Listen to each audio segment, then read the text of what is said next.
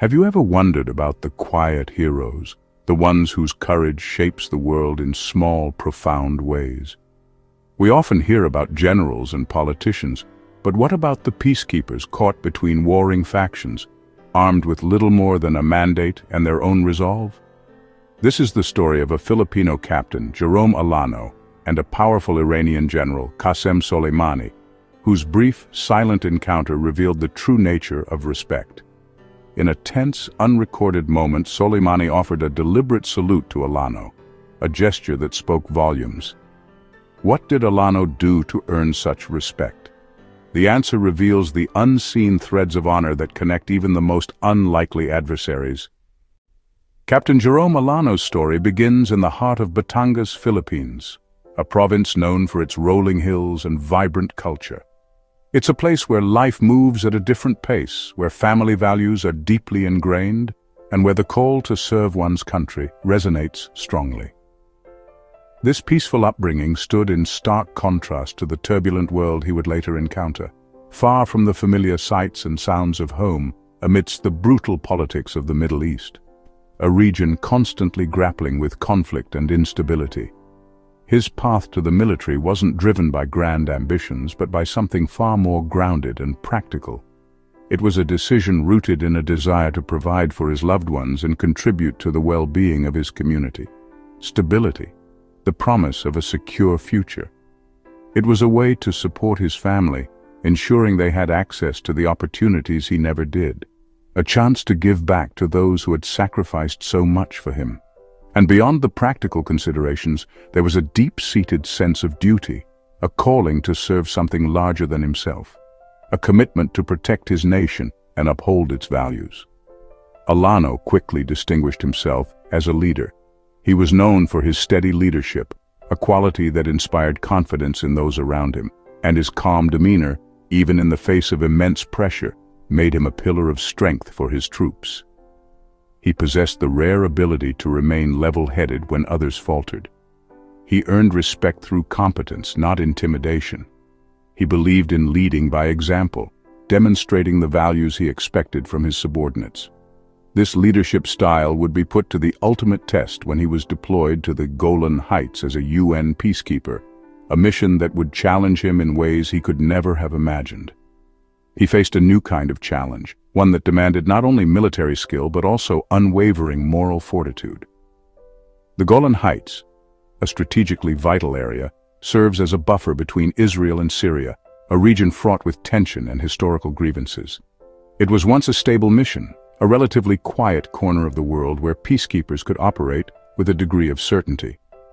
But as the Syrian civil war spilled over, the situation on the ground deteriorated rapidly, transforming the landscape into a volatile and unpredictable battleground.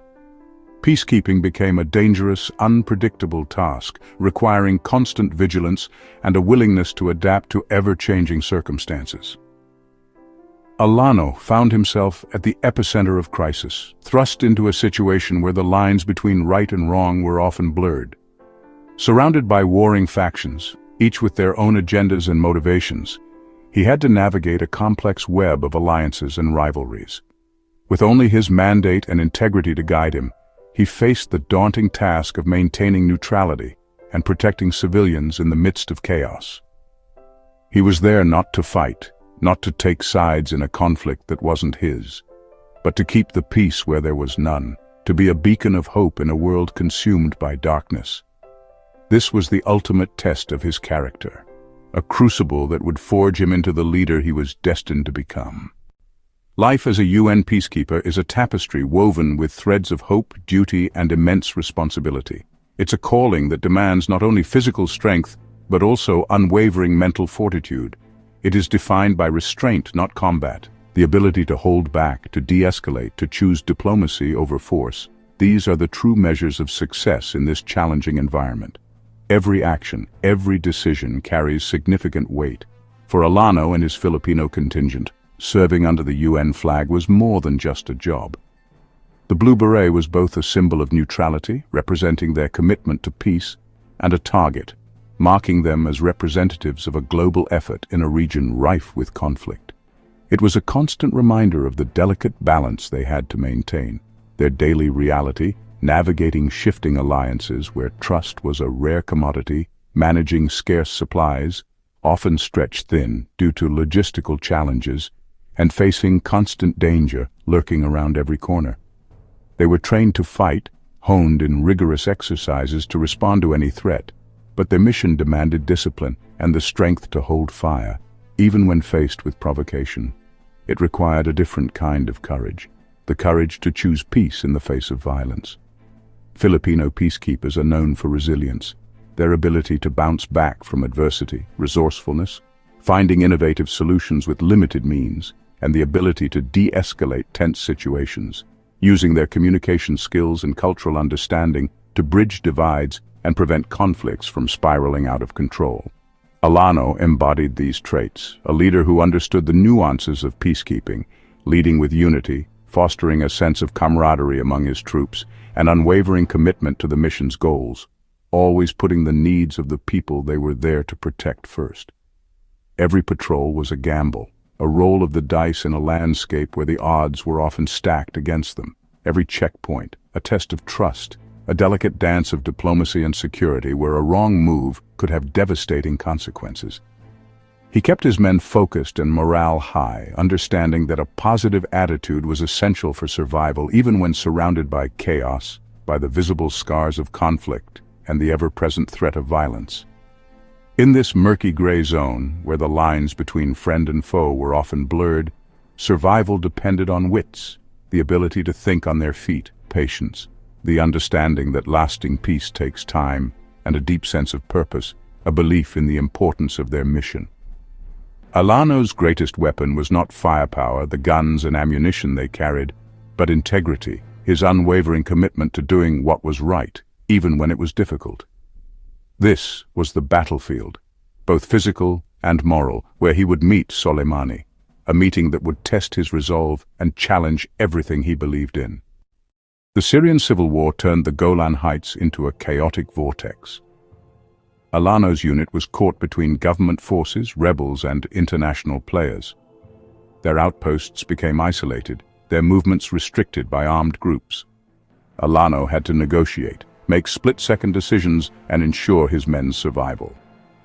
The Filipino contingent relied on soft power, communication, reputation, and understanding local dynamics. This delicate balancing act set the stage for Alano's fateful encounter with General Soleimani. General Qassem Soleimani was the mastermind behind Iran's military strategy across the Middle East. Revered by allies, feared by adversaries, he commanded both loyalty and dread. He led from the front, respected strength and resolve, and rarely showed deference to foreign officers. Soleimani understood power in the language of symbols and honor. When he crossed paths with Captain Alano, it was more than a meeting. It was a collision of two worlds. One was a master of covert operations, the other a peacekeeper bound by neutrality. Their brief encounter would become a testament to the universal code of soldiers.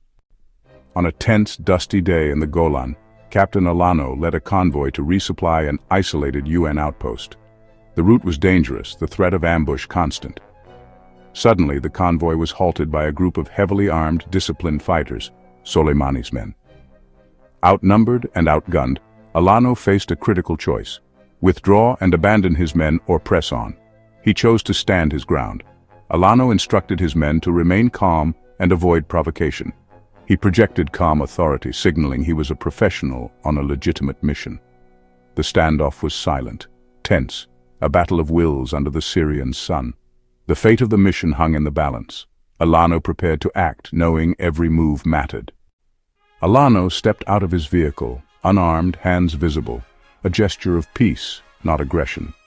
He walked toward Soleimani, stopping at a respectful distance. Through a translator, he explained his mission, delivering essential supplies to trapped peacekeepers. He spoke as one soldier to another, appealing to a shared code of conduct. Alano didn't demand or threaten, he simply stated his duty.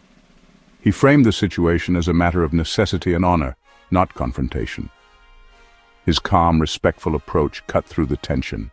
He appealed not to power, but to the universal values of soldiers. The moment was a test, not of force, but of character.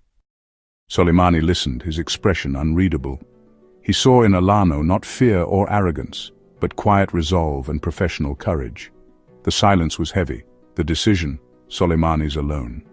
In Alano, he recognized the courage of conviction, a language all soldiers understand. No lengthy negotiation was needed. Soleimani saw a reflection of his own sense of duty. Alano had spoken the language of honor, not weapons. In that moment, two commanders found common ground in the burdens of command. The situation was tense, a delicate dance on the edge of conflict. The UN convoy, carrying vital supplies and personnel, was at a standstill, facing an uncertain future. Then Soleimani, a figure known for his strategic prowess and unwavering resolve, did something unexpected. It was a moment that transcended the immediate circumstances, hinting at a deeper understanding of respect and human dignity. He raised his hand in a crisp, formal salute, a gesture steeped in military tradition and protocol. It was a deliberate act, executed with precision and purpose. An unmistakable gesture of respect, a silent acknowledgement of the other's position and dedication. It was a signal that, despite the differences and potential for conflict, a shared understanding of duty existed. His men, trained to follow his every command, parted, clearing the road for the UN convoy. The path was now open, the stalemate broken, not by force, but by a simple act of deference. The salute was not for tactical brilliance, nor was it a calculated move in a larger game of strategy. It went beyond the immediate military objectives, but for courage and integrity, qualities that transcend borders and ideologies. It was a recognition of the human spirit, a nod to the values that underpin any semblance of order in a chaotic world. In that moment, rank and nationality faded. The symbols of division blurred into the background. The weight of political agendas seemed to lift, if only for a fleeting second. Only character remained. The essence of what makes us human, the ability to recognize and appreciate the inherent worth of another, even in the face of adversity. This quiet act showed that respect is earned through principle, through adherence to a moral code that values fairness, honesty, and empathy. Not power, not through the assertion of dominance or the wielding of authority. True respect is freely given, born of admiration and trust. Even in conflict, honor can be recognized between adversaries, a testament to the enduring power of human connection and the potential for understanding, even amidst hostility. Alano's actions embodied the true strength of peacekeeping, a commitment to upholding universal values in the face of immense pressure. Courage, neutrality, and humanity, the cornerstones of a mission dedicated to alleviating suffering and fostering peace in a world often torn apart by conflict. The story of the salute is a testament to the quiet professionalism of those who serve under the blue beret, often unseen and unheralded, yet tirelessly working to build bridges and mend broken communities. Sometimes history is shaped not by the powerful, not by the grand pronouncements of leaders or the sweeping movements of armies, but by those who stand their ground with dignity, by the small acts of kindness and respect that ripple outwards, changing the world one gesture at a time. Don't miss out on future explorations and discoveries. Hit subscribe and ring the bell to stay updated with our new content. Your journey of wonder continues with every video. Stay connected and engaged on social media. Continue the conversation, follow us. Thank you for being a part of the Have You Ever Wondered community. Keep wondering, keep discovering. Until next time.